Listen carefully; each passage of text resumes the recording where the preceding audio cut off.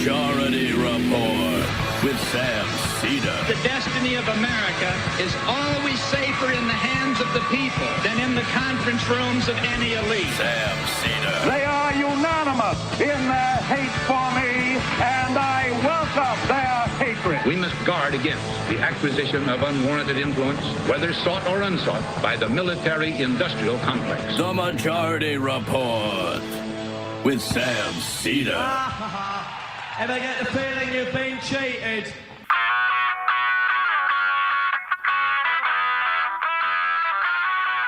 It is Monday, February 3rd, 2025. My name is Sam Seder. This is the five-time award-winning Majority Report. We are broadcasting live steps from the industrially ravaged Gowanus Canal in the heartland of America, downtown Brooklyn, USA.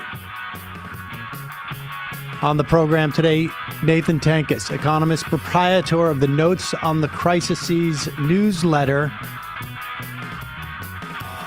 on Elon Musk's illicit takeover of the U.S. Treasury payment system.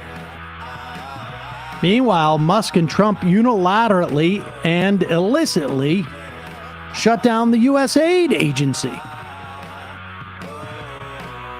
Trump has already punted on the Mexico tariffs. Canadian tariffs still in flux. Chinese tariffs presumably happening starting tomorrow. Meanwhile, a second federal judge adds a temporary pause to the Trump administration's broad funding freeze. However, the Trump administration has stripped HIV, teen, and trans health info from all government websites. Trump fires the head of the Consumer Financial Protection Bureau. Meanwhile, Israel and Hamas have another prisoner exchange as Israel bombs the West Bank. This as a Netanyahu visit to the U.S. is announced. Louisiana issues an arrest warrant for a New York doctor for prescribing an abortion pill.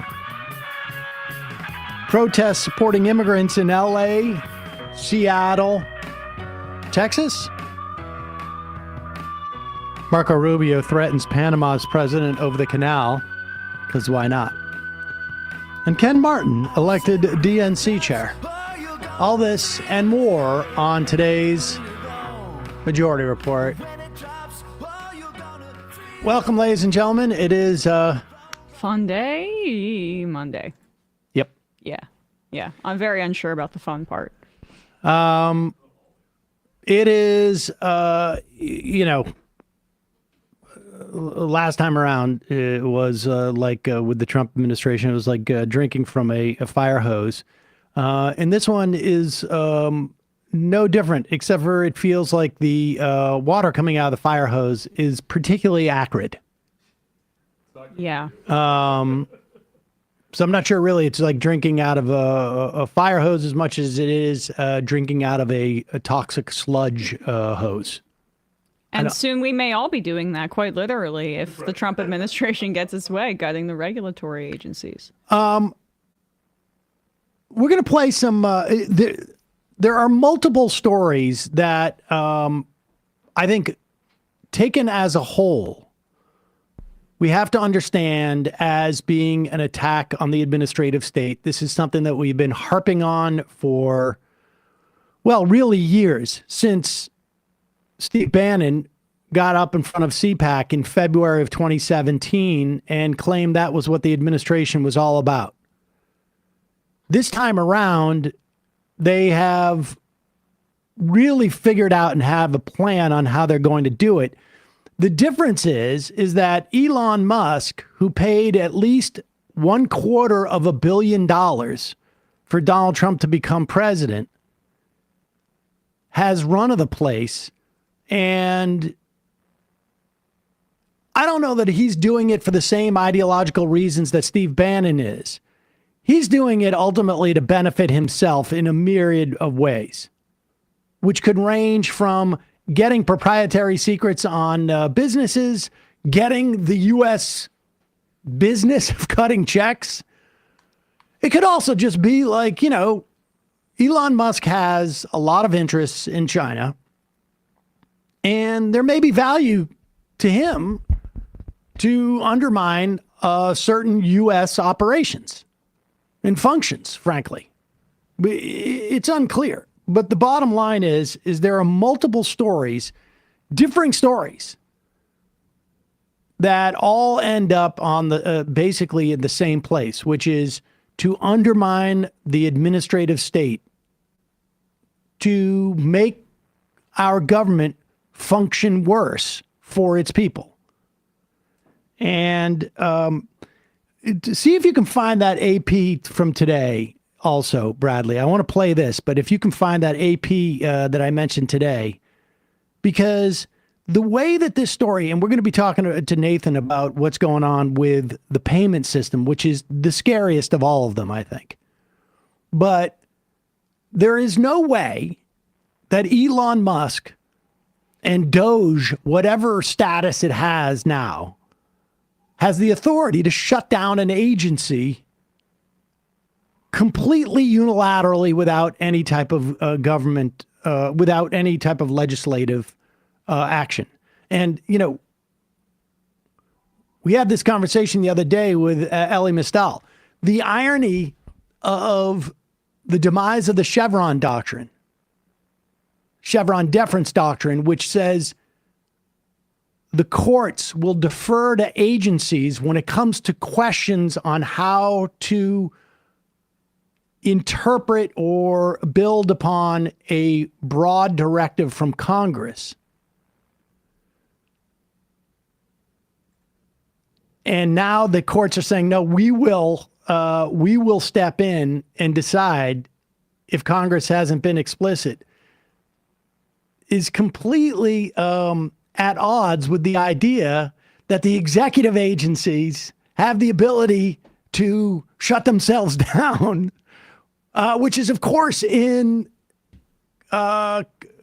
contradictory to what Congress has called for. So we're going to see how this plays out if it ultimately gets to the courts.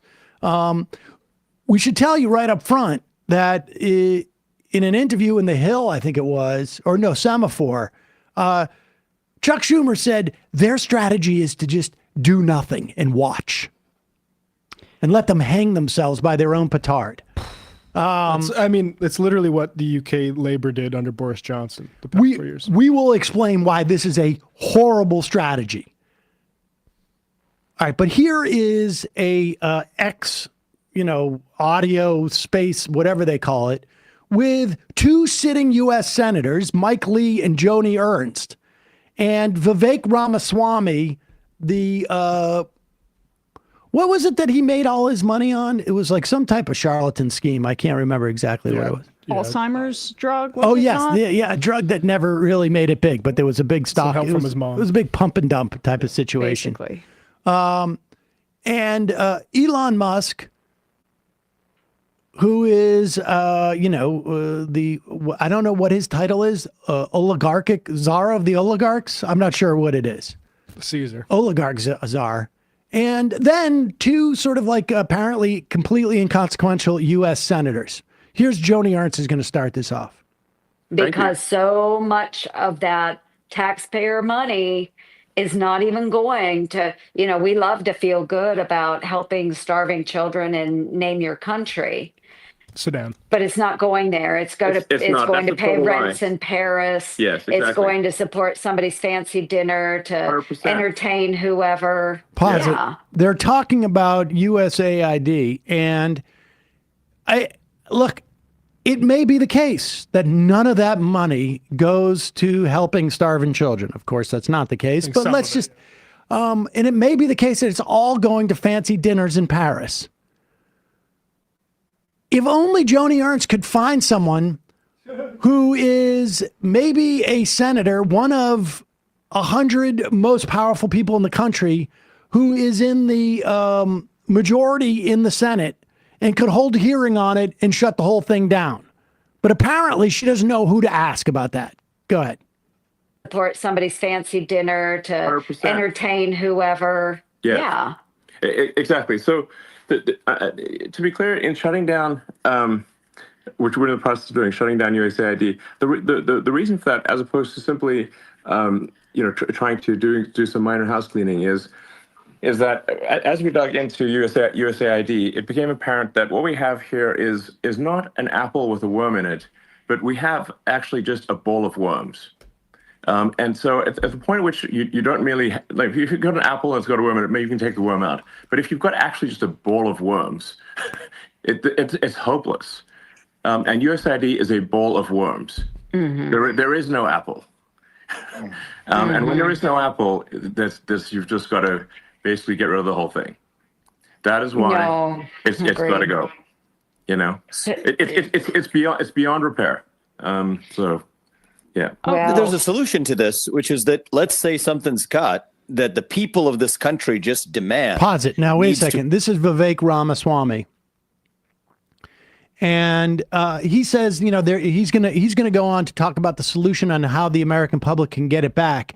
But there is absolutely zero authority for the president of the United States, and certainly his top oligarch, to just unilaterally decide they're going to cut an agency. All of the authority, if you can believe it, actually lies in people like Joni Ernst and Mike Lee on this call, based upon something called the Constitution. And here's Vivek Ramaswamy's idea on how we can get this back, but it's just so blinkered that you can hear. He doesn't realize that he's actually talking about why what Musk is doing is thoroughly illegal. Let's say something's cut that the people of this country just demand needs to exist again. It can always be voted back into existence by Senator Ernst and her colleagues. 100%. And totally. The fact that that isn't going to happen reveals exactly why many of these agencies, really deletion is the only answer that's left. Well, yes. Okay. Well said. Pause it right there. Now, why would you need Joni Ernst and Mike Lee to vote it back in? Is it because the authority to create agencies does not lie with the president? Why couldn't the president just reinstate it? Why couldn't Elon Musk decide that we're going to have a new agency? For the exact same reason why it's illicit for them to cut it. He's going, I triple dog dare you, Joni Ernst, up for re-election in 2026 to go against my authority. If the will of the American people is that we need more U.S. aid back, well, Joni Ernst, she can just vote for it, but I've got a cool, few dozen mil that I can just pour right into her race as she's on this call with me. That would preclude her from doing that. That's certainly why she voted for Pete Hegseth. And that's why she's on that call right now. But the point is that if you need the authority of the U.S. Senate to create an agency, you need the authority of the U.S. Senate to dissolve that agency. Exactly. And I guess we'll see if somebody brings a legal challenge. It seems to me like Congress would have the standing. I don't know. But don't worry, Chuck Schumer is on the case. And wait, do you have that AP thing? You didn't find it? Okay. So I'm listening to AP this morning. Yeah. Is it the AP? Yes. I think it's this one. Yeah. There's going to be commercials on this. AP News. Good morning, I'm Ed Donahue. A U.S. aid agency is on the cusp of being shut down. The AP's Julie Walker has the story. The U.S. Agency for International Development, USAID, which is in charge of dispensing billions of dollars in foreign aid, is on the cusp of being shut down, according to President Trump's advisor, Elon Musk. Asked about it. What? What? No, wait, keep playing this because here's the point. Why what Schumer is doing is so stupid and ineffective. Back to the White House Sunday, Trump weighed in. USAID, run by radical lunatics, and we're getting them out, and then we'll make a decision. Musk has been wrestling for control of USAID and took to X Spaces to discuss it. To be clear, in shutting down which we're in the process of doing, shutting down USAID. The Trump administration placed 2 top USAID security chiefs on leave after they refused to turn over classified material to Musk's Doge government inspection teams, which did eventually get control. I'm Julie Walker. Tomorrow, okay, so there it is. Absolutely no sense of what they're doing is completely illicit. No sense of this is unprecedented. And where's the Democrat who is going to come out and say, hey, this is completely unprecedented and illicit? I mean, no, because Chuck Schumer has decided the best way to do this is to let them, they're going to screw up. Hakeem Jeffries, this came out this morning, is going to use this in their negotiations on the budget, as opposed to raising the alarms because he's going to make a demand that this freeze stop. But that's a few months down the line here, buddy. We're in a 5-alarm fire. Like, there's a lot of, I saw AOC made this thing where she called it a plutocratic coup. I guess it was probably in reference to the Treasury, but it still is the overall same dynamic where it's the richest man on the planet is being given access without congressional oversight to our most sensitive government functioning and taking a hatchet to it because it's this like idea that they can create a series of shocks. This is the shock doctrine in practice so that these plutocrats can just create these like mass austerity measures and cut. And then in the wreckage, they can rebuild this government in their image and take as many of the spoils as they want. That's the agenda. And it's also mixed. So it's the tech agenda and this Curtis Yarvin monarchical might makes right, democracy is outdated vision. That's kind of this Frankenstein that we have here. Why have Congress at all? Well, that's what they're trying to do. Why have them vote on anything? It's the Supreme Court empowering itself with the Chevron doctrine, or doing away with it so that they have complete control over what should be the agency authority on that end. And then on the presidential end, they have given Trump broad powers with his like presidential immunity for official acts. And he's testing it again, where they're probably going to try to take the impoundment control thing to the Supreme Court. This is both like a two-pronged diminishment of congressional power. They've already self-diminished it with, like, frankly, the Senate and the filibuster and everything, right? But they're even diminishing it more, the courts are, with the help of the conservative apparatus. So it's more power to the executive and more power to these right-wing judges. And the idea that the Democrats are sitting on the sideline and not creating a political narrative about this, when you have the AP running to normies, essentially like, this is, oh, here. I mean, it comes off as like Elon Musk is just going in there and rooting out inefficiencies, just like, you know, one would hope. I heard which is more just outrage from these institutions over the idea that someone would overrule the parliamentarian. What happened to all of this care about our procedures and processes? It's completely insane how we're rolling over. Hakeem Jeffries was doing an AIPAC fundraiser talking about Sinwar being gone over the weekend. Like, they're join DSA. We'll be talking to Nathan Tankus, economist and proprietor of the Notes on the Crises newsletter, about a sort of parallel story where Musk wants essentially operational control of the entire U.S. Treasury's payment system, $6 trillion, I think, on an annual basis, or something goes through there one way or another. But we'll be talking to him about that in a moment. First, a couple of words from our sponsors. You say you're going to learn a new language every year, right? Every year. But few of us actually commit to it. Well, Babbel makes it super easy for you to learn one in less time than you think. Personally, me gusta aprender español y creo que es importante. Because I may try and sneak out to Mexico at one point out of this crap show. I mean, Scheinbaum, she's would rather have her. My gosh, yes.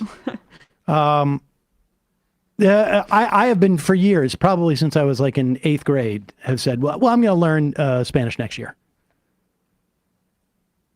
And this year you can do it like a whole new you with Babbel. It is a learning language app, or a language learning app, I should say, that gets you talking. Learning a new language is the pathway to discovering new cultures, so why not embark on learning something new? It's also, I think, there's some research that says that it's good for, like dementia, which is now an issue for me. You learn another language, you exercise your brain. I'm not joking about that, actually. They have 10-minute lessons, Babbel does. They are handcrafted by over 200 language experts. You get to begin speaking your new language in 3 weeks or whatever pace you choose. And because conversing is the key to really understanding each other in new languages, Babbel is designed using practical, real-world conversations. You can spend months with private teachers, but that's the old way of learning languages, and nothing screams tourist like holding a phone translation app to your face all day. Babbel's tips and tools are inspired by the real-life stuff that you actually need when you're communicating. It's got a focus on conversation. You're going to be ready to talk wherever you go. You want proof that Babbel gets you talking? They have studies from Yale, Michigan State, and other leading universities that continue to prove Babbel works. One study found that using Babbel for 15 hours is equivalent to a full semester of college.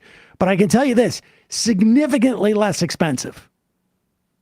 Definitely. Based upon my child in school. With over 16 million subscribers sold, Babbel's 14 award-winning language courses are backed by a 20-day money-back guarantee.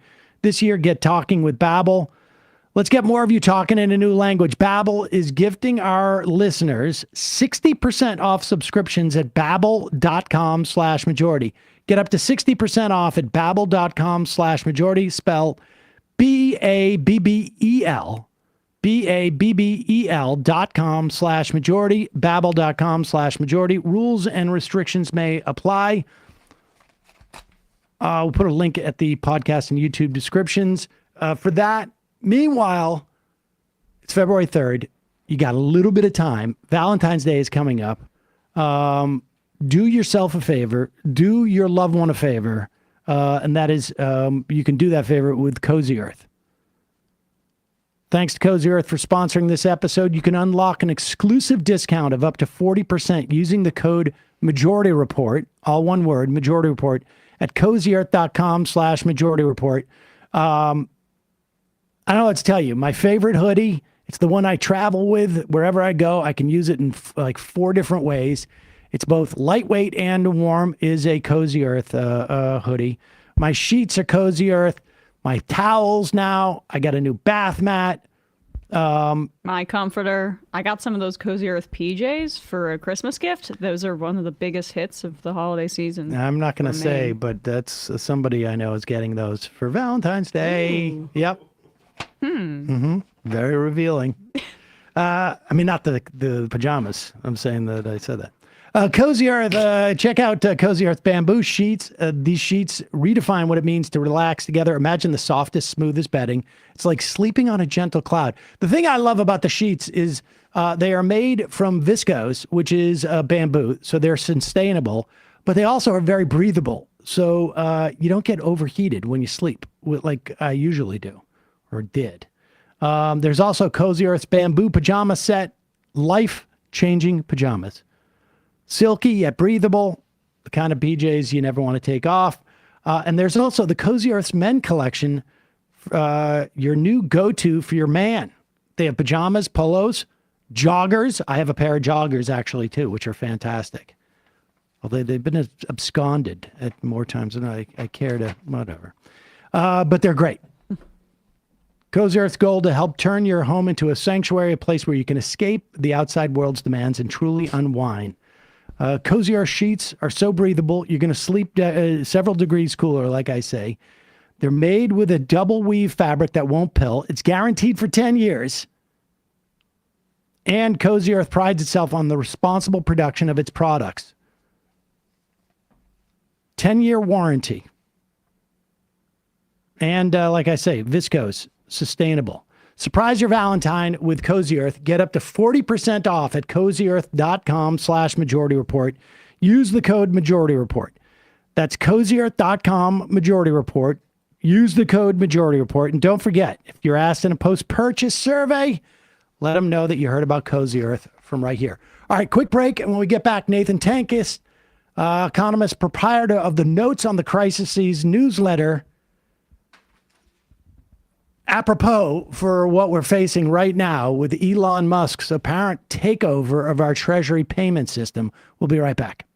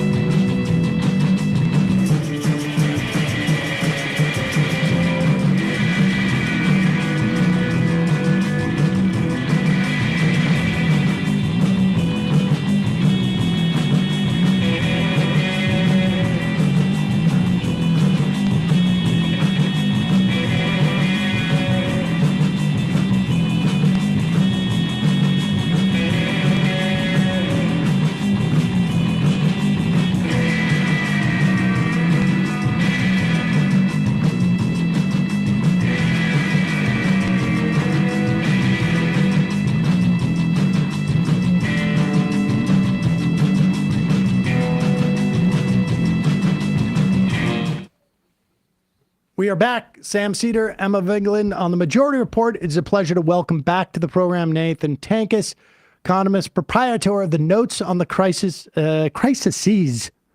newsletter. Nathan, welcome back to the program. Thank you for having me.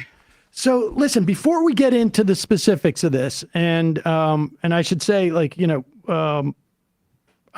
just before we got on air, you were telling us that, since 3 p.m. on Friday, you have been freaking out based upon what is happening with Elon Musk there. But I just want to make sure that people understand that we have sort of like 3 Musk-related Doge sort of semi crises or full-on crises in terms of his attack on our administrative state.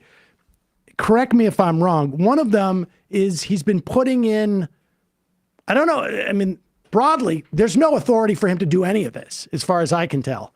But he's been putting in Neuralink interns, essentially, at the Office of Personnel Management, which is one, like sort of the human resources department of the U.S. government. He has been unilaterally shutting down the U.S. aid agency because, according to him, it's a bowl full of worms. And then the third thing that he's been doing, and this is at least that we know about, so there could be more than 3, but he has taken over the payment system at Treasury. Walk us through that. Yeah, so I should say the other things I've seen, headlines on Twitter for other things. I've maybe read half of the Wired article for like a minute, but I am not up on any of the other things Gotcha. Because I have not been able to think about anything other thing than my thing. Those things are all important. Those are things that I would be, maybe think, incredibly concerned about, think are huge deals. But to me, they're now details. Because my crisis is the crisis. And those other things are just, in comparative terms, they are details. Okay, so why is it such a crisis? Or first, before we say why is it such a crisis, tell us just sort of like explicitly, on a material level, what has he done, and who let him do this? So where this all starts is with Doge, which has an official governmental existence because it's been slotted now in the U.S. digital service and renamed. And that has, the first thing that has been gutted of the many different things that Musk and his people have been gutting. But before that, it was just sort of essentially a vague concept, as part of this, transition orbit around Trump. And according to reporting, according to all the reporting, Washington Post, CNN, Wall Street Journal, take a pick. Doge has been asking for quote unquote source code information, and they'll get, to that another thing. But essentially, very fine-grained operational details about how the Treasury's internal payment systems work. And those internal payment systems, which obviously we'll talk a lot more about, they are essentially the pipes that get money, that when money goes, or what takes an appropriation from an agency. Like an agency is authorized to spend a certain amount of money or disperse money. What takes that to actual funds in a bank account is the Treasury's internal payment systems. All these agencies have payment portals that are backed by the IT infrastructure of the Bureau of the Fiscal Service, which is a bureau of the Treasury. And they are the ones that operationally make sure a payment goes to the right place. And ultimately, the Treasury's bank account gets debited their general account, and money flows through the Federal Reserve's payment system and gets ultimately to your bank account through your bank. Okay. And so, and how, like this, I imagine at one point, 100 years ago, there was, a massive room full of people writing checks and stamping checks and getting, whatever, telegrams or from different agencies. And that's the way they did it. And someone walked down the hall and put it into the big ledger and whatnot. How long has this system that you're talking about been in effect, essentially? Like, I imagine it's been built upon and sort of updated, but I also imagine like this isn't something you can just, we're taking the weekend to overhaul this thing. This has got to be very, very involved. Yeah. So, first it should be noted that already, information technology systems were being used to process checks from very, very early on. I think, I don't have it off the top of my head. I'm not going to be up on everything, but since I think at least the late 50s, maybe 60s. But there's been, check processing has been kind of made more efficient by building the computers, the technology that you had at the time, the mainframe servers. And that's also, where they kind of tried to make tax collection more automated. But the thing is, whenever you choose to build a system, there's a lock-in effect with that system. And it's important, that's your tax. Now the tax information is on this mainframe. And so as technology moves on, there are changes, then there is, this uncomfortable question. Do you switch to a new system? How expensive is that going to be? Is it really going to be cost effective? Are they willing to budget more to change a system? And so there are various lock-in effects with very complex, very customized IT systems. And there's been a process of doing some sort of modernization with these systems, especially starting the last 20 years or so, especially around like fiscal year 2000, let's say roughly fiscal years 2006 to fiscal years 2008, 2009, really starting that process. But you're talking about systems going back to the 70s, a recent press release from September 2024 from the Treasury is talking about the process of starting to translate and modernize some code of part of the tax collection process, of code that, even goes back to like the late 50s. We're talking about systems that even when you translate some of it, it's a huge amount of effort to move an entire system from one place to another. So why would, and I want to get to some exclusive reporting that you have in your piece, But before we get there, why would a new administration, like as a ideological or a political matter, like I can understand if a new administration gets in and there's been, I mean, for instance, like, just as an analogy, Pete Buttigieg, apparently, we have audio of this, was calling for new air traffic controllers at the beginning of 2024. He said, like, we're understaffed, we need more. And, I could imagine a world, not this one, where the new administration comes in and somebody who's interested in, government efficiency says, hey, I've been watching these calls for a new FAA people. We got to do this, and this is the first thing that we're going to do, and they get on that. Why would a new administration on day 18 of their administration go in and want to examine the payment system? Has there been like some broad cries from agencies like, hey, the payment system's messed up, we need to deal with this? Like, what would ostensibly be a motivation for this? There's no motivation that's from a sort of just basic good governance administration motivation. The motivation is that Elon Musk is obsessed with payments. He's a co-founder with PayPal. He's, just recently, while he's doing all this government initiative stuff, launched his own partnership with Visa. So, this is a man who's, into payments, knows how much, money, power, information there is in payments. And he understands that there's a lot of control that comes with that. And I also suspect that he's convinced that a lot of the, in his mind, the waste, fraud, and abuse, a lot of the money that's being stolen, I think he is just convinced that it's at a payment system level. I think this is, he is in his own X or Twitter, echo chamber. And so I think there's a garbage in, garbage out process there that's guiding a lot of this.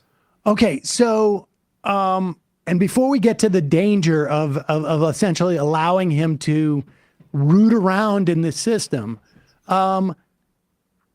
which I'm sure you're going to tell us is quite large and of varying types. Why, based upon your reporting, why would anyone let him in the building? Like, isn't this the purview of the new Treasury Secretary? Actually not. I would say no. I would say a new Treasury Secretary, especially one dealing with a president who's eminently, wants to impose tariffs, the second week in, I think, is running up against debt ceiling issues. I would say that this isn't really, obviously as Treasury Secretary, it's an issue under that he can examine, but it's not the thing that you would even be focusing on. You would be leaving that to the fiscal assistant secretary. And so who's let him in there? I guess is really my other question, because your reporting is that Besant, the new Treasury Secretary, basically had to convince Donald Trump that he was not going to resist, essentially, if there was some ridiculous requests.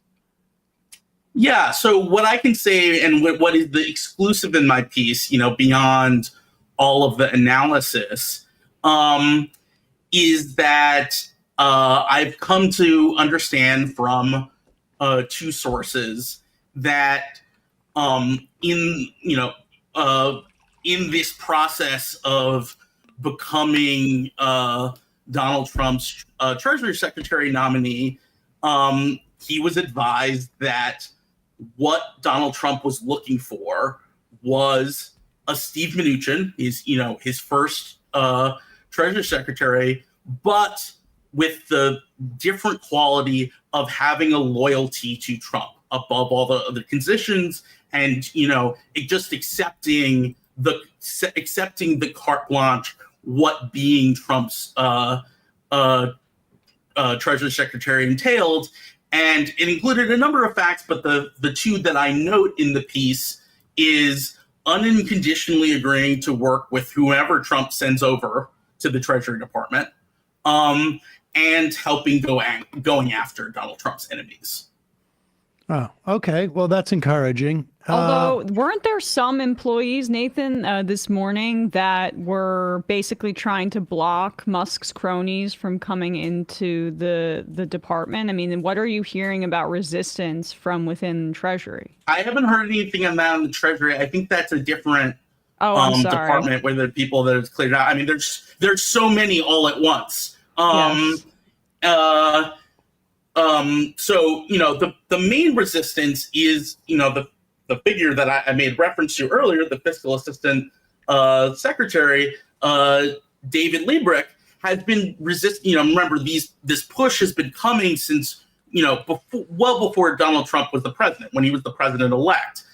They've been repeatedly asking December, every few days or week, and he had been resisting for obvious reasons, because it was both inappropriate and bizarre. Like, what possible use are they going to have to seeing "quote unquote" source code out of context without being briefed or being asked to be briefed by the relevant officials in the Bureau of the Fiscal Service. So he'd been resisting, of course, and then he was appointed acting Treasury Secretary by Donald Trump, as waiting for his new nominee to go through the confirmation process.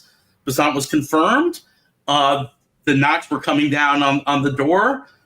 He demanded a meeting with the Treasury Secretary and Chief of Staff, and according to the reporting coming out of that meeting, he was put on paid administrative leave, and he abruptly announced his decision to, "quote unquote" retire, "quote unquote" resign, in a group wide email, in a staff wide email that Friday, and so he stood in the way, and so then he was pushed aside.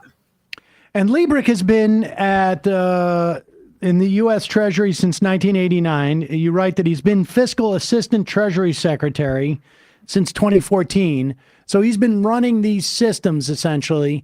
And my understanding from your piece is there's only a couple of people who have access to this because of the obvious security issues, and not even in a nefarious way, but you just don't want people to be able to access this stuff because this is what makes you. I don't know. I don't have an exact number that I can put you of how many people have access to it, but we're talking a very, very narrow set of people.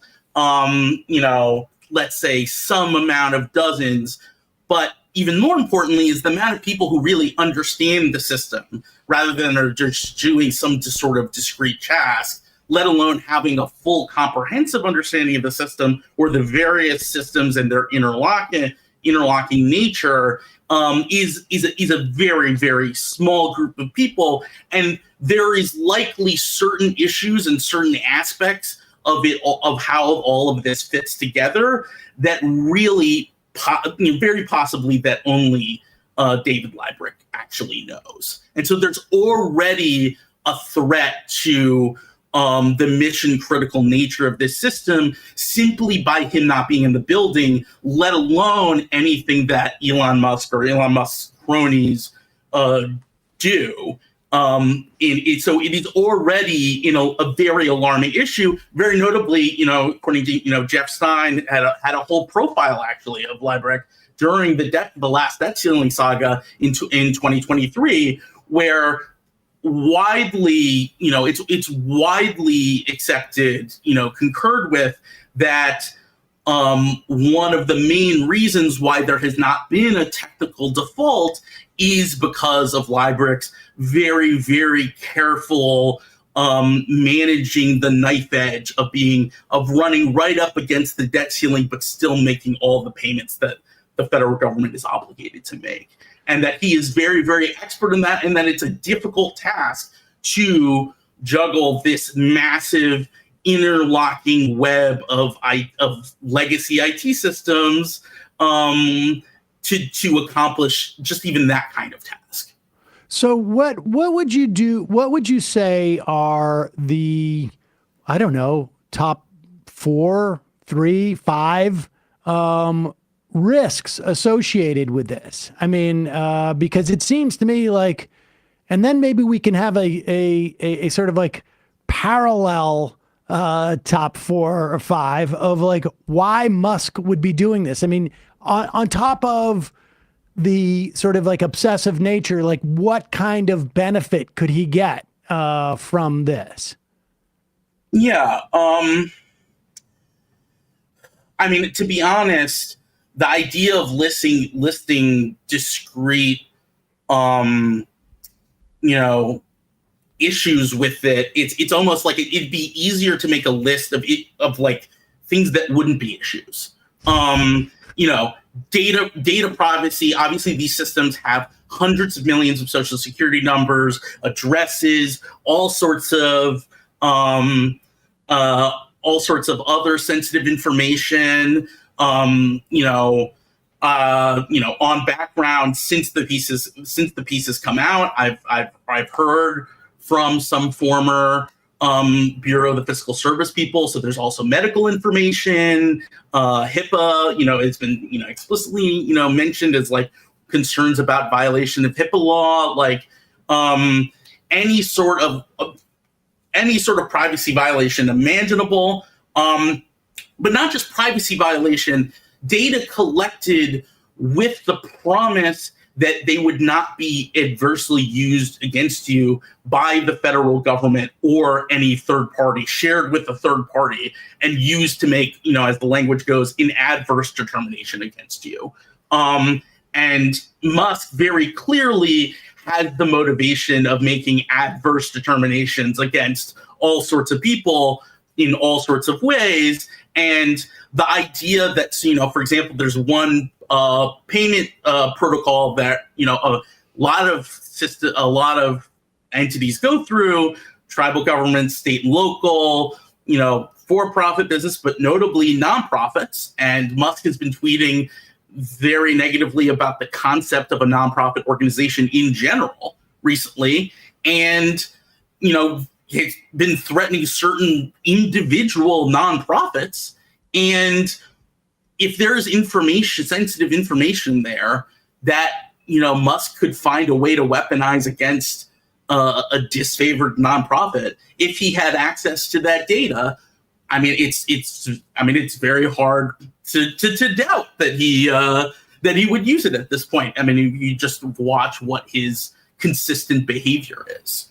And but that's in fact kind of the minor thing, though. Like, the thing I'm really worried about is this IT system breaking down. I'm worried about them trying to rush through changes to get what they want, and they break this system that must run, that has, in Liebrecht's word, never missed a payment, and, degrade its performance the way that Musk has degraded Twitter's performance, which at the end of the day, not the highest stakes because it's Twitter. It affects livelihoods like writers like me, but ultimately not that big a deal. The Treasury making payments reliably and on time, that is obviously a big deal, possibly the biggest deal that it could be. Wait, expand on that a little bit. I mean, I know that seems obvious to you, but I'm not sure, like, we heard when they froze payments the other day, and when Medicaid and particularly Medicaid and childcare payments stopped just for a couple hours, people started to freak out. And but what would happen if we missed, let's say, from today at 1 p.m. Monday until I don't know, Tuesday at 5 p.m. If the payment system went down, would it be that big of a deal? Yeah, so I think it's important to say, I wrote a piece that came out Friday morning talking about how this was a 5-alarm fire constitutional crisis, that payments freeze. That the language that I was using. By 3 p.m. when I read the Washington Post reporting, I now thought of that 5-alarm fire, constitutional crisis, payment freezes, impoundments as, in relative terms, not that big a deal compared to the things that were terrifying me. And the reason is that as bad as the OMB issuing a guidance that led to payment portals going down for a day, people not being able to access funds, through a payment portal, is that was getting payments, that had not actually been sent through the system. It's logging into a system to, try to draw on some money, and then a valid payment order goes out. And those portals went down because the agencies froze them, trying to figure out what they were going to do about the OMB's guidance about implementing these executive orders. That's why they went down. And so they either had the mechanisms to do it themselves, or they directed the Bureau of the Fiscal Service to freeze it. And because the Bureau of the Fiscal Service, does as essentially the agencies their fiscal agents to ask them to, they did it on their behalf. But it was not something that was, just kind of capriciously done from within the Bureau, within the Bureau of the Fiscal Service. And the thing about that is that's bad, but an agency can see a court order, see an injunction, and turn the payments back up. They can resist, to the extent that they can make a go of resisting what, say, Musk or Doge or the president saying. It probably over time, the president would be able to wrest control. But since they're being asked to do illegal things, they can invoke these are illegal and we're not doing them. And so if they are keep on sending out the payment orders, in the before times, the Bureau of the Fiscal Service would be processing them. What terrifies me is the concept that the possibility that if Musk and Doge were able to get operational control over the Bureau of the Fiscal Service, that they would no longer need agency cooperation.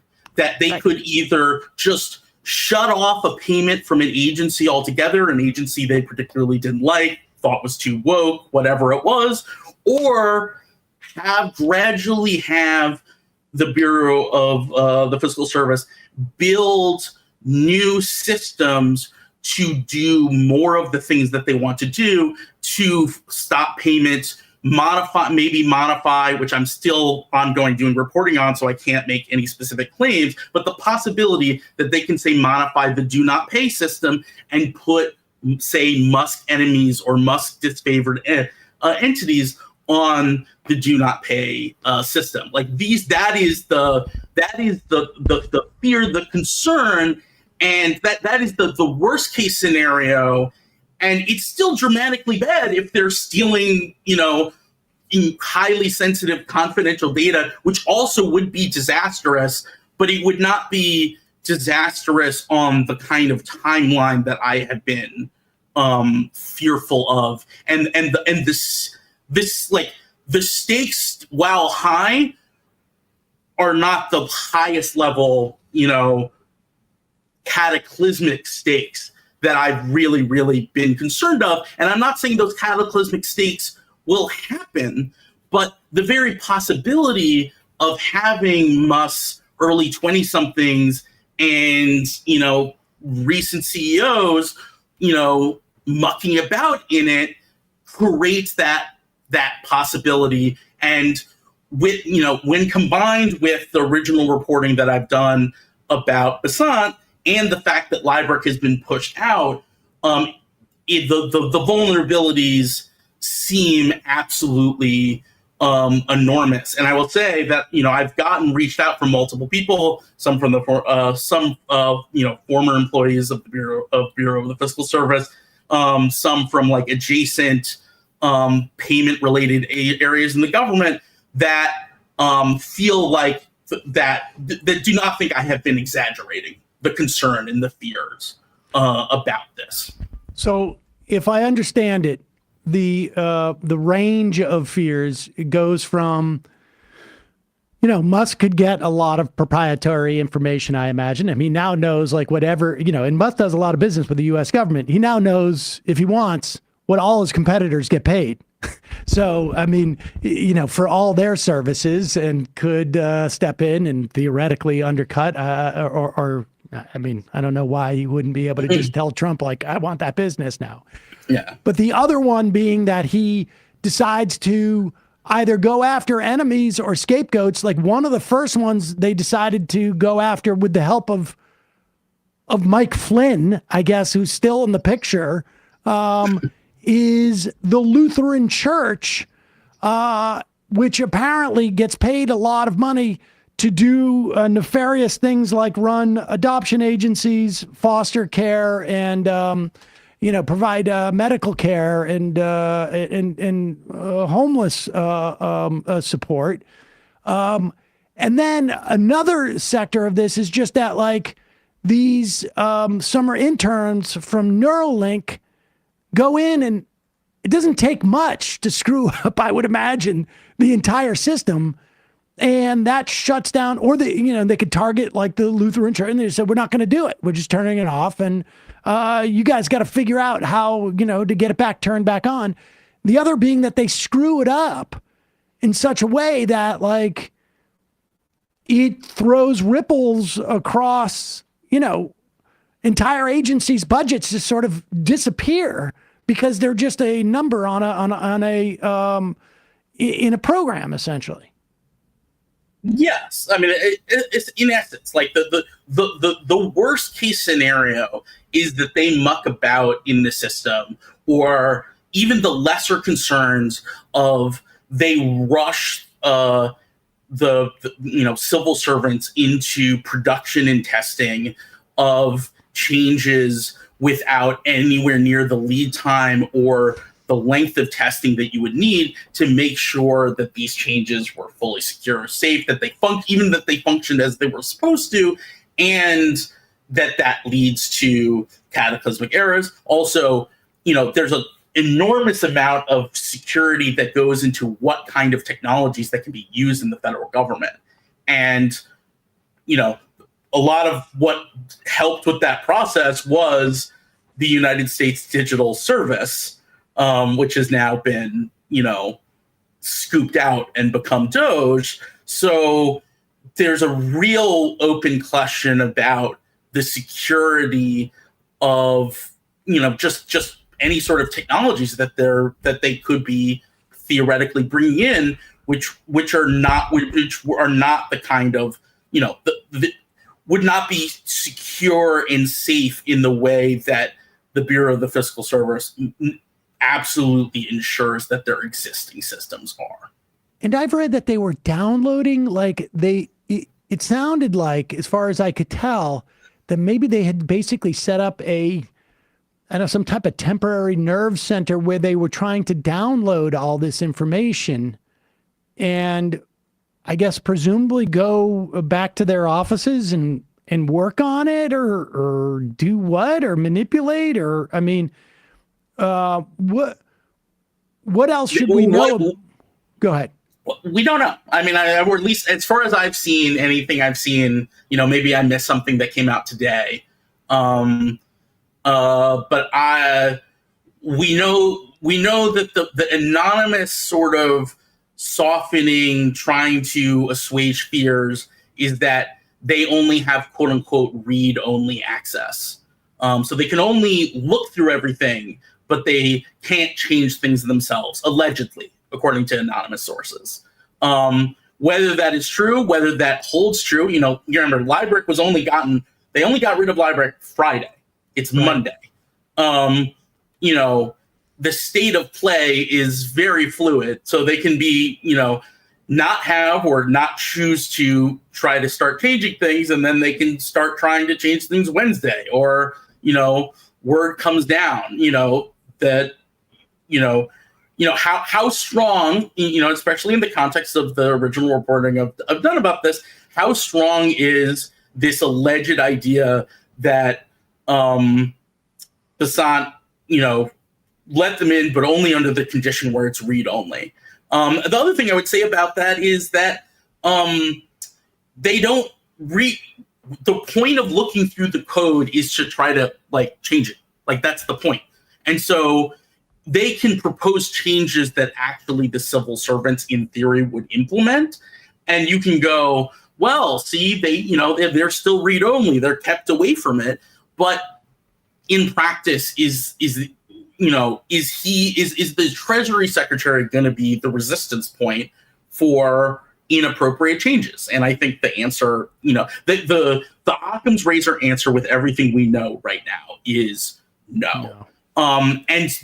Which also leads to the converse danger that the process that happened with Liebrecht happens iteratively, where they're asking civil servants to do things, firing them, doing it over again, and each time the security and safety of this system is degraded by losing the most knowledgeable people, because that kind of firing will go senior to lower, to lower, to lower. This is like a Saturday Night Massacre under the Kissinger administration until they find somebody who's working in the commissary. Exactly. Will you give us permission to root around? Exactly. Until you find your Bork. Yeah. Till you find your Bork of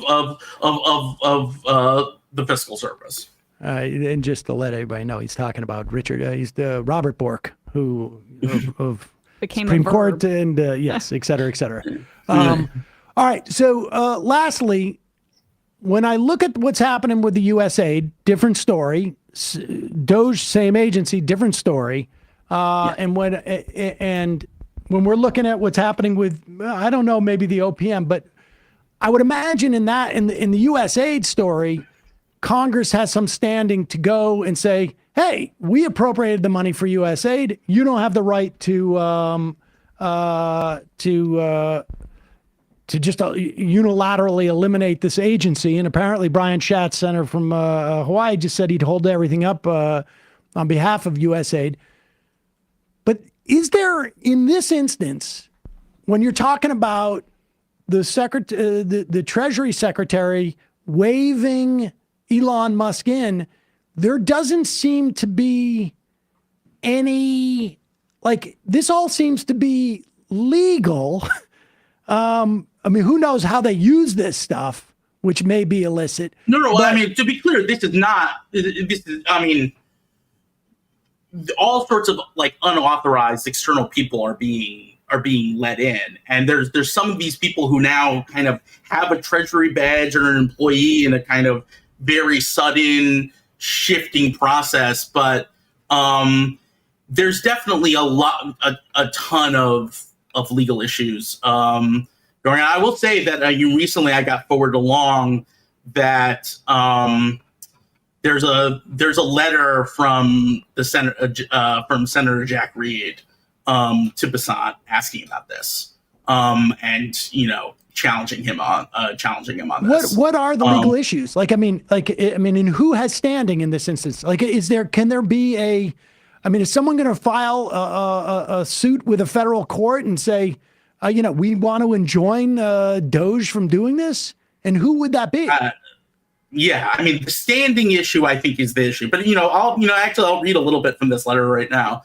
It is longstanding Treasury Department procedure to restrict access to this system to a handful of individuals who have undergone a full background investigation evaluating criminal history, foreign ties, trustworthiness, and finances, among other issues. The process is essential, protecting information. This deviation from Treasury practice follows from an emerging pattern of Doge impeding fundamental government functions. And so, he's making demands here. But he's not invoking any specific legal issues right now. And yeah, the question of standing, I think, is a big one. I think this is kind of very fluid and in state of play, and yeah, I mean, I don't have a good answer for you about that right now, and I don't think anyone does. And I think I would say from everyone I've talked to, the idea that there isn't much recourse is precisely the terror. It's like it is the feeling that whether or not this completely melts down relies on the forbearance of essentially Doge, Musk, or Bissett, and maybe like some other handful of Treasury people. You know, the reporting tries to reassure us that legal counsel has signed off on things, but notably, there's no Inspector General right now, I think the default concern is that there's just very little. There's very little active recourse. And the thing about it is, even if there's recourse in the sense of lawsuits, if it's a lawsuit that, for something that's happened, it's already happened. And the time that would have to go through to affect them mucking about in the payment system, the timelines between those two things just do not add up. Nathan, why are you afraid of a little bit of disruption and move fast and break things? I mean, isn't that, are we out of that era? Or are we still? Yeah. So that's precisely why I'm terrified, is that a mission critical system is a system that is actually, I will even go so far as to say this, designed to be inefficient, because being inefficient is how you guarantee 100% reliability. Efficiency standard of having efficiently running thing is like, well, it's fine, if it's running 97% of the time or 98% of the time and has some downtime and then we fix it and it's back up, or 95% of the time. There's all sorts of systems that they're fine if they run 97 or 95% of the time. But there are some systems in this world that are so important, they need to be running 100% of the time. And the Treasury's internal payment systems, which make sure that every agency in the country can make payments, so that Social Security checks can go out, so that Medicare disbursements can go out, medical payment providers, to Medicaid, to anything that you can imagine. 88% of the federal government's payments runs through this system, that even a couple percentage points in variability can be a massive disruption, and that also, without the redundancies, you can encounter situations that are outside of the normal operating parameters where a meltdown happens. We build bridges, or at least we're hopefully build bridges so they do not collapse, not so that they 99% chance won't collapse unless they have an especially extreme weather and or wind experience. There are certain things that you design so they function 100% of the time. Not every time you go over a bridge, there's a 1% chance that it will collapse. That is the fundamental principle with mission critical systems. And I really, you can hear my voice. Yeah. I believe in this very, very, very, very strongly. There are certain systems that have to be inefficient in the sense that they could be running, working 97, 98% of the time in normal conditions, that you do not accept that, and you build in inefficiency to guarantee that it never fails.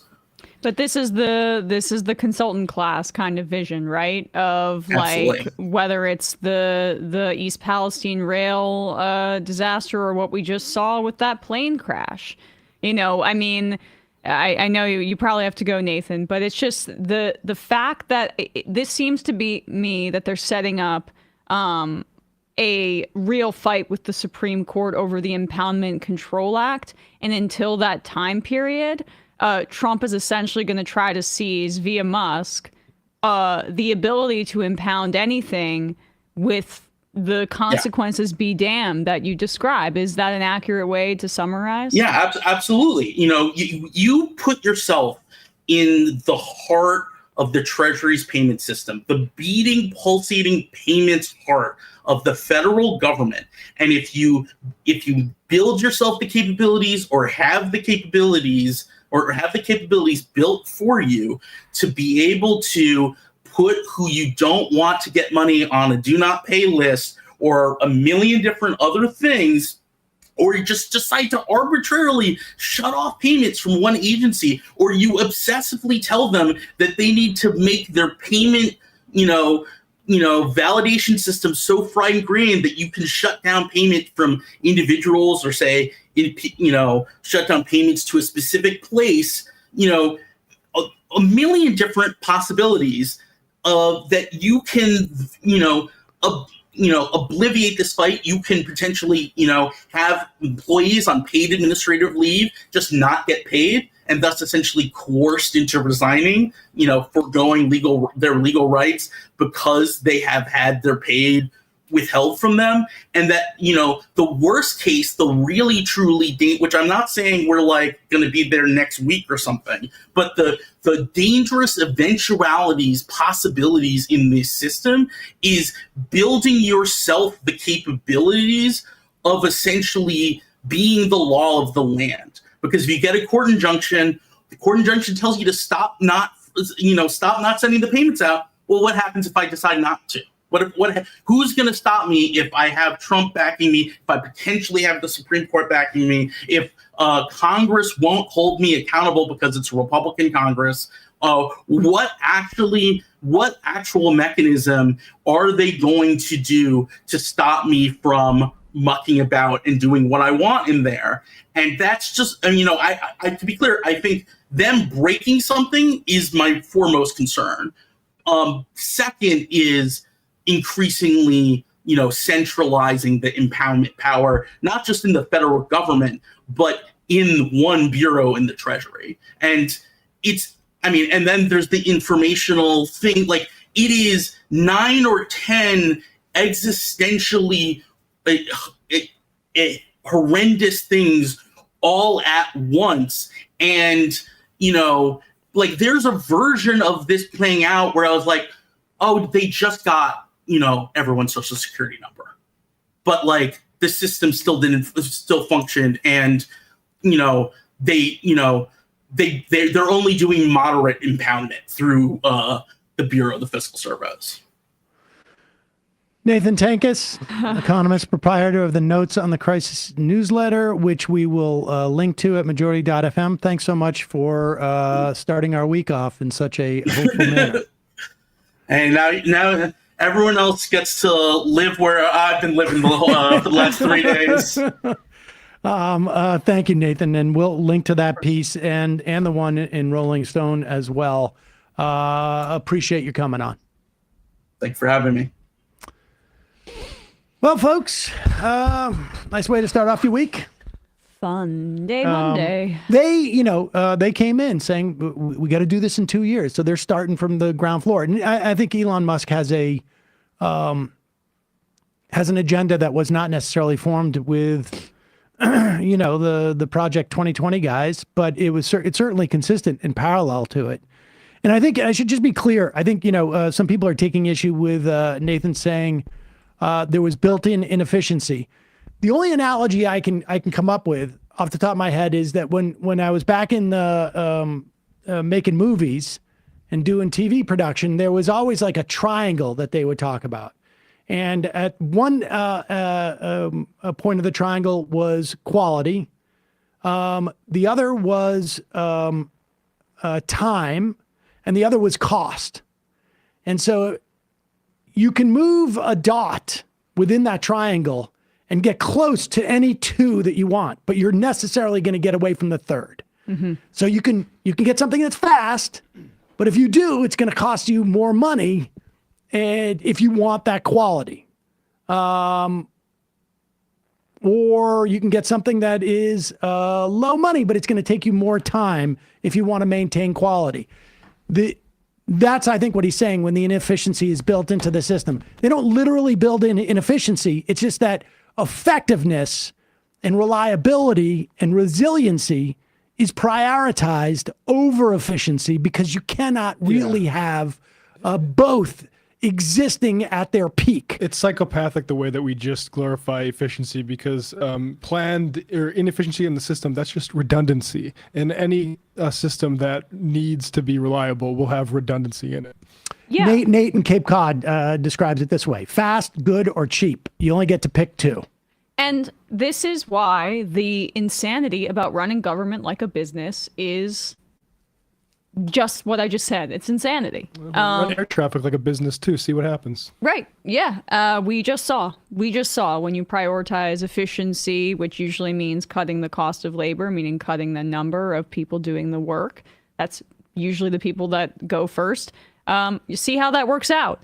And we're seeing it right now with the federal government. I mean, they're purging the government of these employees for so-called efficiency, which just means more concentrated power for Musk.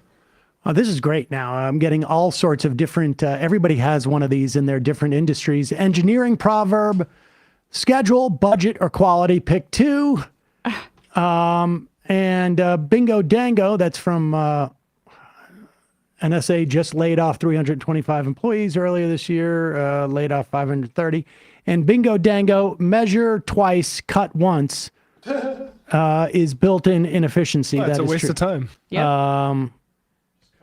Gotta say, starting at the very least to see some resistance, like apparently outside of USAID just now, Raskin, Connolly, Van Hollen, and others are protesting outside, and the crowd keeps growing. So, Chuck Schumer may not want to do anything and may want to kick this can into the budget negotiations. I'm waiting on the Baileys to get back to me. They don't seem to be paying attention. Did you see his tweet about pizza prices? Your pizza prices are going up? Yeah. Oh, my pizza. My pizza prices. Right. I'm I don't own a I'm from pizza New shop. York. I might own a pizza. I don't think that's going to be. If that's the main thing that I get out is I have to pay $20. You're watching the Super Bowl next week. Wait till Trump's tariffs raise your pizza prices. How about stop doing the weight thing? It's like when the Biden Exactly. and then How about Kamala... you explain to people right now? Yes. The Biden and Kamala Harris campaign kept saying Google Project 2025, both of them, like even when she took over. Why don't you tell us what's happening in Project 2025? First off, it's like, God. People get wings for the Super Bowl. Right. I mean, you get some pizzas, but I mean, wait till your pizza prices go up on your tomatoes. Say the cost of your pizza. What do you mean by pizza prices? Like, it's just this is people who only ever talk to business owners and their representatives. Your pizza prices. Like what? Yeah. Right. What the F does it take? Emma, please help Sam with the proper plural for crisis. Crises. Screw that. Crises is much better. But I love those little flourishes. Seems more like urgent. Got a nuclear crises. No, Yeah. the more urgent one would be to cut the number of syllables. If you're more urgent about the crisis, you wouldn't say crises. You would say crises. Crises sound more urgent to me than crises. All right. Well, that's because you're not on board with the efficiency model. Listen, if you got a problem with me making up words or mispronouncing things, I got some very bad news for you for what's going to be happening for the rest of my tenure here. Sam pronouncing things is only 90% of this show. This is just a small musing, just throwing this out there. But like with the way that Schumer and we're seeing so many of our senators and people in Washington respond or not respond is probably a better way to refer to it, to Trump's threat. It just shows, like, when you played that Pritzker clip, I saw Tim Walz has been urging Democrats to be more vocal. Our Democratic Party within the institution of Washington is completely rotted. And there's a reason that, like, they're a lot of the hopefuls before Kamala Harris was selected were Whitmer and Pritzker and Walz. And like, that's where it's coming from, because right now it's so ossified. The party in Washington, they're more disconnected than I even knew. And they don't know how to govern. Like, the governors know how to govern. That's part of it, right? They understand how to like wield power. And there's then no corresponding Project 2025. I mean, that's always been the biggest problem. The whole plan to put this off was to win every election from now on and never let the Republicans have power. Yeah. See how good that works. Right. So like, how much of a democracy was there anyway? And like, you know, it's just the urgency is just, I see no, yeah. Yeah. Connie from New Jersey makes the point, Sam, you should say you have good news for people wanting to correct your grammar. Become a member, and I am the show. Ah. There you go. Everybody gets a chance.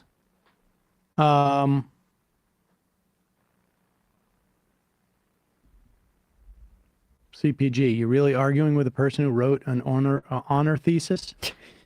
How did that take? You wrote an honors thesis? Yeah, I guess I did. I guess I said that, which is odd and braggadocious for no reason. But yeah, sure, it's weird. It was super weird. I don't know why I did it, but it's haunting me to this day.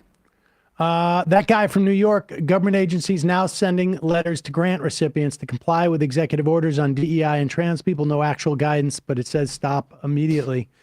All right.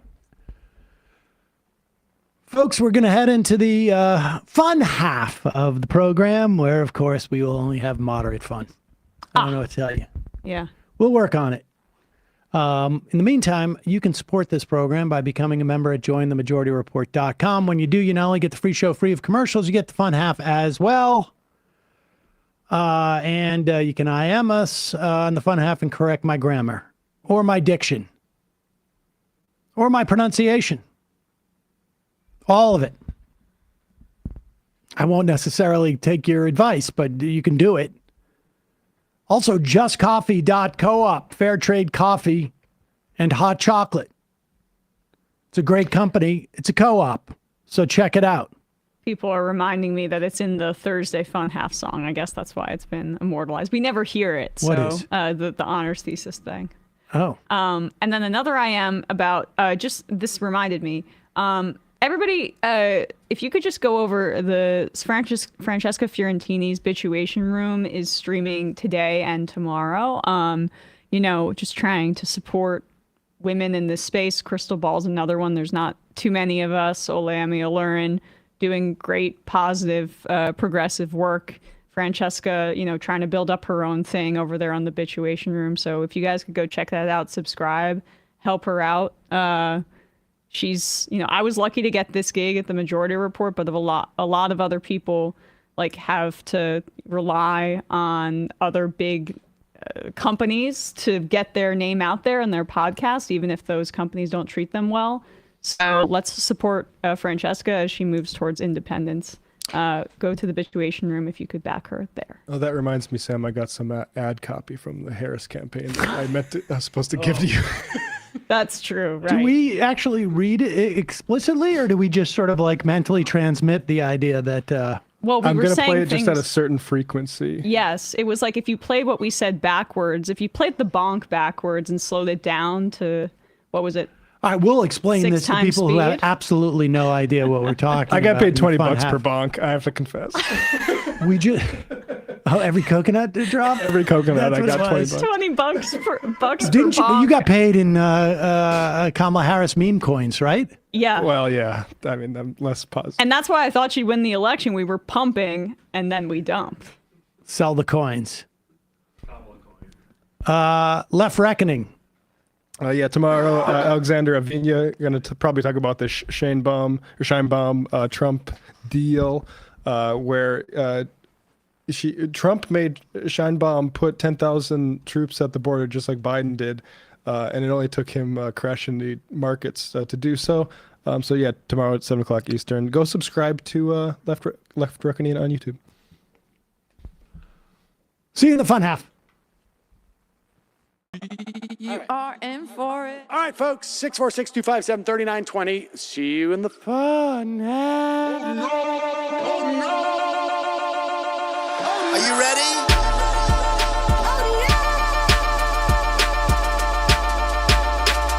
Who sent us this? Alpha males are back. Boy is back. And the alpha males are back. Just as delicious as you could imagine. The alpha males are back. Boy is back. And the alpha males are back.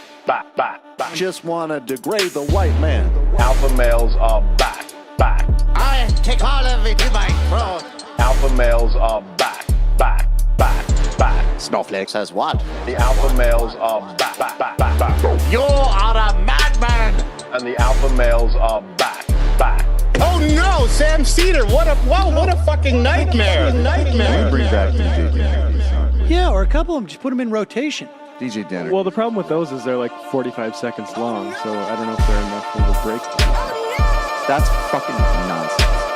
You see white people doing drugs, they look worse than normal white people, and all white people look disgusting. And the alpha males... Psych. Fuck them. Snowflake says what? Snowflake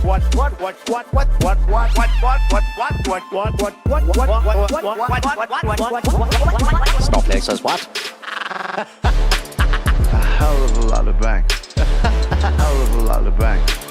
A hell of a lot of bank. Okay, I'm making stupid money. Hell of a lot of bank. A hell of a lot of bank. All lives matter. Have you tried doing an impression on a college campus? I think that there's no reason why reasonable people across the divide can't all agree with this. Psych. And the alpha males are back. And the Africans are black African. And the alpha males are black. And the Africans are back. When you see Donald Trump out there, doesn't a little part of you think that America deserves to be taken over by jihadists? Keep it at 100. Can't knock the hustle. Come on, fuck them. Things I do for the bigger game plan. By the way, it's my birthday. Happy birthday to me, Jew boy. I have a thought experiment for you. And the alpha males are back. Africans are black. Alpha males are black. Africans are back. Come on. Someone needs to pay the price for blasphemy around here. I am a total pussy.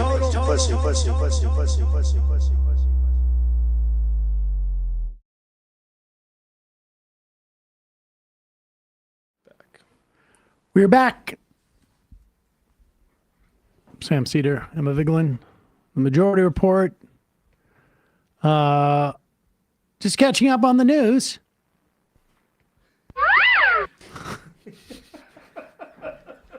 Do you get paid for that? Yeah, I get straight from somebody's paying you.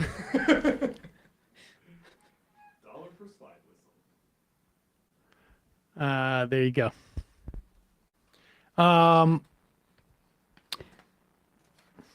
Oh, sorry. Salas Troop points out that love the organic plug for the Bitchuation Room because I'm on at tomorrow as a guest, which I totally forgot about. So check me out tomorrow on the bit. That's why she. Wait, when are you on that? I'm going on after. Right after the show? Yeah. Oh, I got to do Zoom here. Okay, I'll figure it out. I'm it may not be right after. I'll talk to her. I'm doing like right after, like at 2:35. Okay. All right. We should probably take care of this off camera. Yeah. Sorry. All right. Catching up on the other sort of like 5 alarm stories. Tomorrow was supposed to be the day that there was going to be a tax on everything coming out of Mexico, 25%, or coming into the United States from Mexico, 25%. I'm sorry, a tariff, which would have raised billions upon billions of dollars and made it irrelevant for us to have an income tax, according to Donald Trump. Supposedly, there's going to be a 25% tariff on Canada's goods starting tomorrow, and a 10% tariff on China. Now, anybody who knows, has even like a rudimentary and barely sophisticated understanding of tariffs, knows that largely the point of tariffs are to help grow a domestic industry. Right? Like, I want to help us get a competitive advantage. This country's lapping us in X. Let's just say computer processors or solar panels or whatever it is. So we'll make those more expensive by putting a tariff on the foreign version of that, so that the U.S. made one is cheaper. So people buy it. And if the tariff raises a lot of money, that means that people are not buying the U.S. version and the tariff has failed.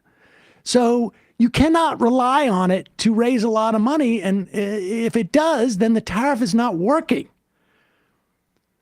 If you do it on every single product from a country, then you are not targeting it towards an industry.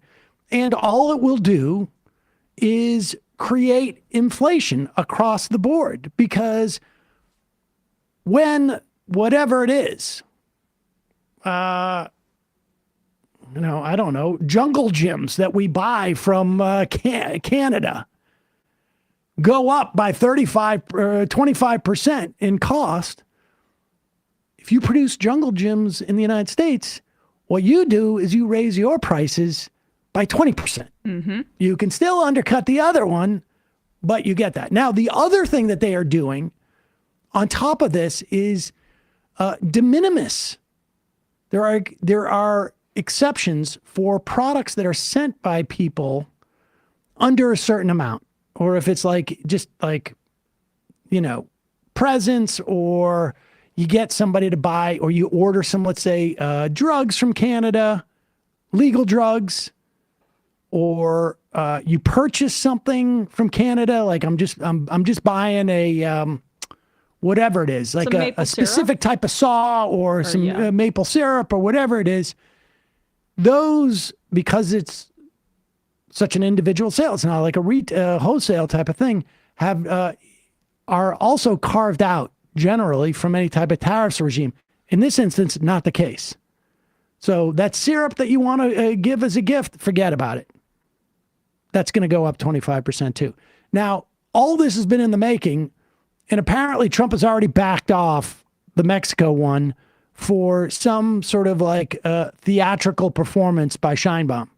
Which, but here credit is to her, by the way, for that being the only extraction so far, is that she'll do this theater of sending her National Guard to their northern border. That's a repeat of 4 years ago. Snarkorsky also raises the thing, tariffs on everything on an entire country are often called sanctions. And it's just how extreme they are, really. But here is Trump telling reporters, this was on yesterday, that he's willing to cause a little short-term pain for Americans. No, I'm not concerned. We may have short-term a little pain, and people understand that. But long-term, the United States has been ripped off by virtually every country in the world. We have deficits with almost every country. Not every country, but almost. And we're going to change it. It's been unfair. That's why we owe $36 trillion. We have deficits with everybody. We help everybody. We've been helping everybody for years. And to be honest, I don't think they appreciate it. So we're going to change that. We're going to change it fast. We're going to make America great again. We have to focus on our country. We have tremendous potential. All right, pause. We don't need to hear anymore. He seems to be conflating with trade deficits with our budget deficits, and sort of like moshing them together in some weird way. Mm-hmm. But understand, when he talks about we are going to experience short-term pain, by we, what he really means is essentially, I don't know, 70, 80% of the country. Because the percentage of wealth or income for a wealthy person who buys a tomato that may be 20% more, or an avocado that may be 20 or 25% more, or a 2x4 that may be 20 or 25% more. The percentage of their wealth or income that is spent on that is far less than your average American. So understand, this is a tax, and because it is essentially a sales tax. Yep. It is going to hit low income, working class, middle class people far more than the top 20%, 10%, 0.01% in this country. In the same way that sales taxes do generally, right? Which is what you just described, which is that if there's a sales tax of X percent on certain items, which there is in most parts of the country. Soda, for instance. Yeah, right. So if you have more money, if there's a percentage tax on that soda, it's less percentage of your income that's going towards that increase because you have more, even though that product, it costs the same for everybody. This is Trump's attempt to say that, he's becoming more efficient and cutting into our deficit by not raising taxes on the wealthy. This is all this is.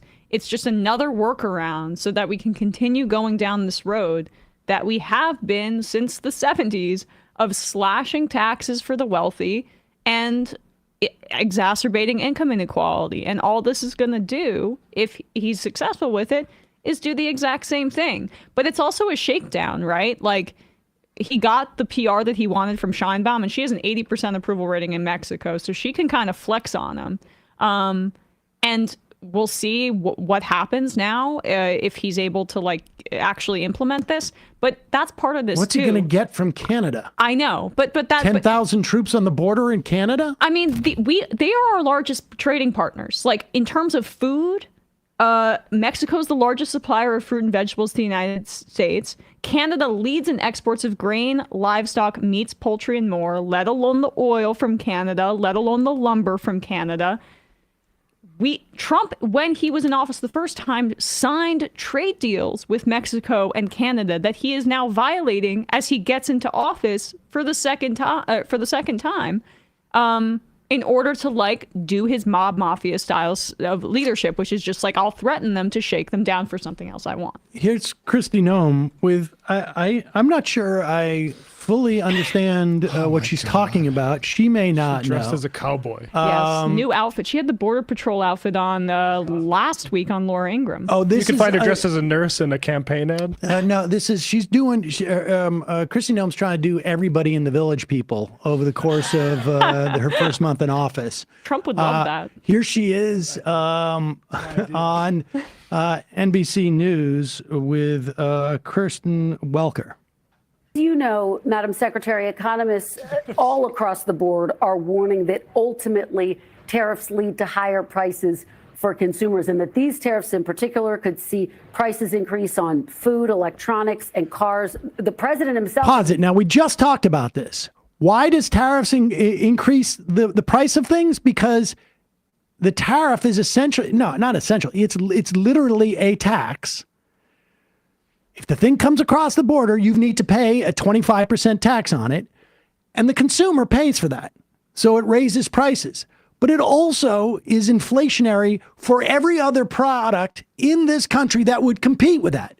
So if Sam's selling tomatoes and tomatoes cost 25 cents more or 25% more coming in from Mexico, I could actually raise the price of my tomatoes by 20%, still be a discount. And that's what's going to happen. But Kristi Noem doesn't seem to understand this. Would see prices increase on food, electronics, and cars. The president himself acknowledging this morning these tariffs could cause, quote, some pain. How is this move helping President Trump fulfill his campaign promise to lower prices? You've seen the president take action already this week with Colombia, and you saw Colombia react in a very positive way that was good for everyone involved. Canada, Mexico, other countries have the opportunity to do exactly the same. So we have a strong leader. He has laid down exactly what he is going to do and what the consequences are. I encourage their leadership teams to get on board and to make sure that they're not pushing up prices. If prices go up, it's because of other people's reactions to America's laws. And that's what President Trump is doing. He is making sure that we're not picking and choosing winners and losers, that the law applies equally. What? I mean, there is a world where I can imagine we have a top cabinet official who's asked this question, who is just there to be a lapdog for Donald Trump, and comes up with a comprehensible, and I would disagree with it, but arranges her words in such a way that they actually mean something. But he is raising the prices. He is imposing the tax.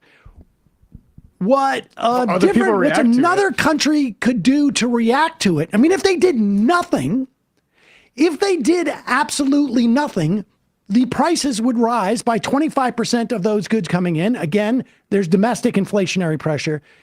The only thing that they could do in response